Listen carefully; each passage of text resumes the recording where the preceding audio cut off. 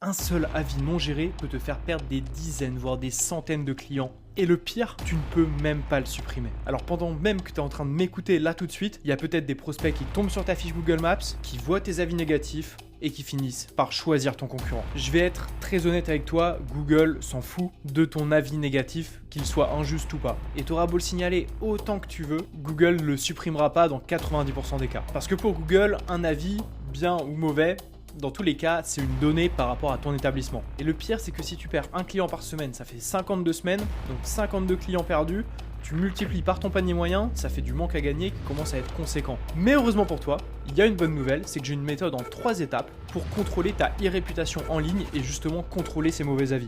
D'autant plus que les avis, la note et les typologies d'avis, c'est des facteurs qui rentrent en ligne de compte dans le classement sur Google Maps et qui ont vraiment beaucoup d'impact. C'est d'ailleurs le genre de choses qu'on analyse quand on fait une analyse comparative sur EasyLocal, mon outil et le sujet de cette chaîne. D'ailleurs, si t'es pas encore abonné, abonne-toi dès maintenant. Je partage chaque semaine au moins 2 astuces sur Google Maps pour faire remonter ton établissement au classement dans ta ville. La première étape, donc quand on est sur Google Maps et que tu vois que tu as un avis négatif, déjà ce qu'on voit c'est que les avis négatifs c'est ceux qui vont remonter la plupart du temps, ils seront soit premiers soit deuxièmes sur n'importe quelle fiche. Pourquoi ? Parce que Google essaye de donner un maximum d'informations à un utilisateur qui voudrait aller consommer chez cet établissement.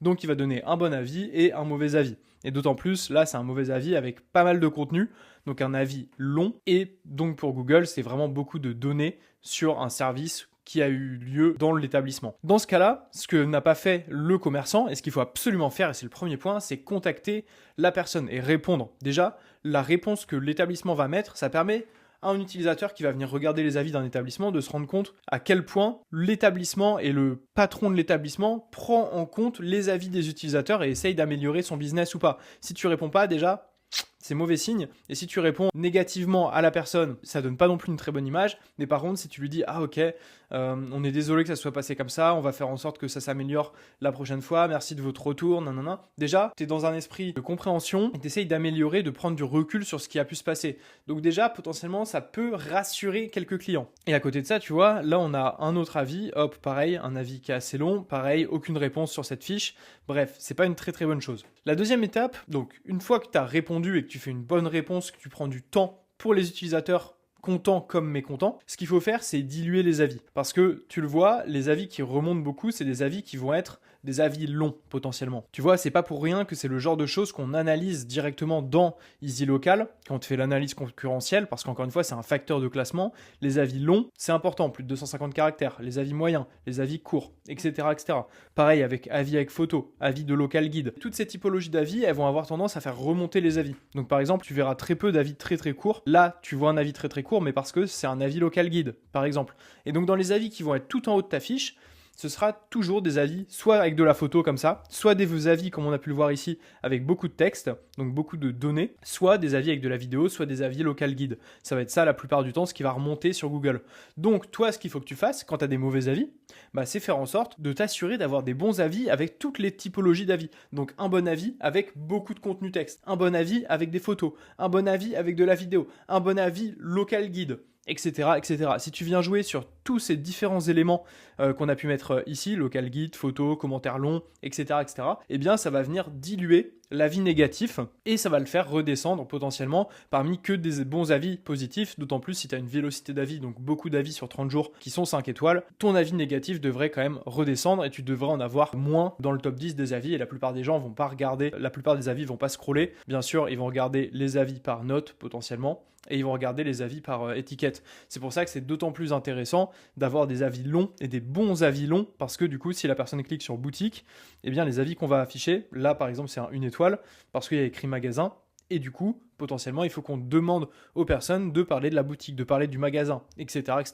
avec des avis 5 étoiles encore une fois. Et la dernière technique, qui est une technique un petit peu border, ce qui permet de diluer les avis, mais surtout d'améliorer à la fois le classement sur Google Maps et en plus de jouer avec les mauvais avis, c'est de contrôler son mauvais avis. Comment on fait ça ? Google, en fait, il va venir analyser toute la sémantique des avis déjà. Donc, si il comprend un message positif dans la vie, qu'il soit bon ou mauvais, eh bien ça va venir améliorer un petit peu le classement. Ça fait partie des 187 facteurs de classement Google My Business. J'en ai d'ailleurs fait une vidéo qui est sur cette chaîne, n'hésite pas à la regarder juste après. Et donc ce que tu peux faire, c'est faire en sorte de demander à quelqu'un que tu connais de venir en boutique. C'est toujours mieux parce que Google géolocalise la vie, comme quoi la personne est véritablement venue en boutique, etc., etc.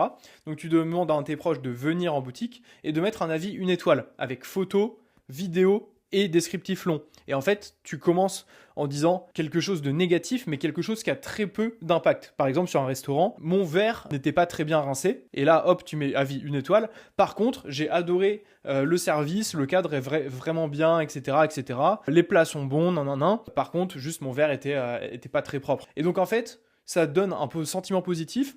L'avis 1 étoile, il sera potentiellement dans le top parce que tu auras un avis qui sera long, un avis avec de la photo, un avis avec de la vidéo, et en fait tout le reste de l'avis sera positif. Donc une personne qui lira cet avis négatif, eh bien elle aura tendance à se dire « Ah ok, mais en fait c'est rien ».